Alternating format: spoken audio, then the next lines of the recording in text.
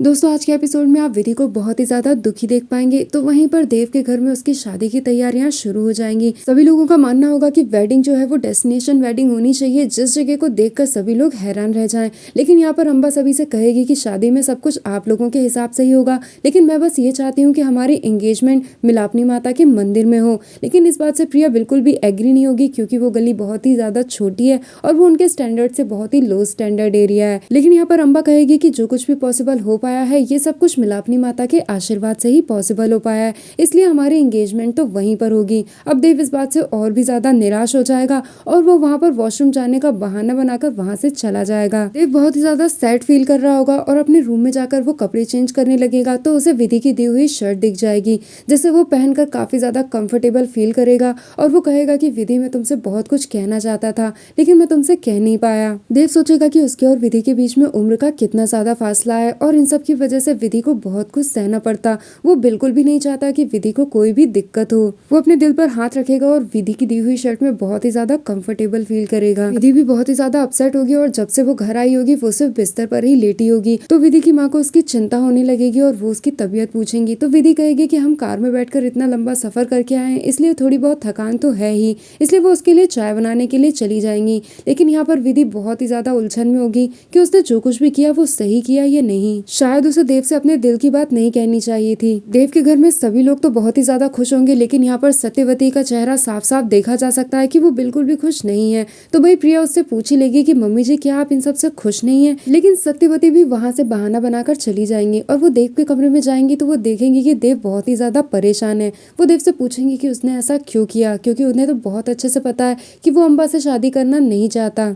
सत्यवती देव को याद दिलाएंगे कि कुछ टाइम पहले ही उसने अम्बा से शादी करने के लिए मना किया था। लेकिन यहाँ पर देव कहेगा कि अम्बा बिल्कुल सही है, क्योंकि वो मेरे उम्र के साथ की भी है, उसके साथ ही साथ हमारा स्टैंडर्ड और सब कुछ एकदम बिल्कुल परफेक्ट है।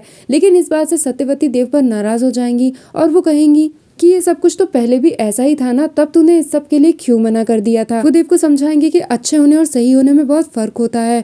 तूने जो किया है अपने परिवार की खुशी के लिए ये बहुत ही अच्छा है, लेकिन तू सही नहीं कर रहा। सत्यवती देव को लेकर कितनी ज्यादा टेंस्ड है ये साफ साफ दिखाई देता है। दूसरी तरफ अभिमन्यु विधि को कॉल करेगा और वो उसे बहुत ही ज्यादा थैंक यू बोलेगा। वो उसे खुशखबरी देगा कि देव ने अम्बा से शादी के लिए हाँ कर दी और ये सुनते ही विधि की आंखों से आंसू बहने लगेंगे। अभिमन्यु विधि से कहेगा कि ये जो कुछ भी पॉसिबल हो पाया है ये तुम्हारी वजह से ही पॉसिबल हो पाया है, इसलिए इसके बदले मैं तुम्हें कोई गिफ्ट देना चाहता हूँ। गाड़ी, बंगला, कार, तुम कुछ भी ले सकती हो, तुम्हारा हक है। अब भाई इसके बाद तो विधि और भी ज्यादा दुखी हो जाएगी। इसके बाद विधि को लगेगा कि शायद उसे देव से अपने दिल की बात कहनी ही नहीं चाहिए थी। उसके मन में बहुत ही ज्यादा दुख होगा और वो नहीं समझ पाएगी कि उसे इतनी तकलीफ क्यों हो रही है। वो सोचेगी कि क्या वास्तव में प्यार में इतना दर्द होता है। सत्यवती बहुत ही ज्यादा टेंस्ड होगी, इसलिए वो बाल घर जाएंगे और वहां पर जाकर वो देव की माँ की तस्वीर के सामने जाकर खड़ी होकर रोने लगेंगी और कहेंगी कि मैं आज माफी मांगने यहाँ पर नहीं आई हूँ, क्योंकि मुझे लगता था कि मैं बहुत ही अच्छी माँ हूँ और अपने बच्चों की तरह देव का भी ख्याल रखती हूँ, लेकिन ये बात सच नहीं है। आज माँ होते हुए भी मैं अपने बच्चों को उनकी जिद के लिए रोक नहीं पाई। उन्हें बहुत दुख होगा कि देव इतना अच्छा क्यों है और उनके बच्चों का दिल देव के जितना साफ क्यों नहीं है। देव को विधि की बहुत ही ज्यादा याद आ रही होगी, इसलिए वो विधि को कॉल करेगा। लेकिन यहाँ पर विधि के पापा फोन उठाएंगे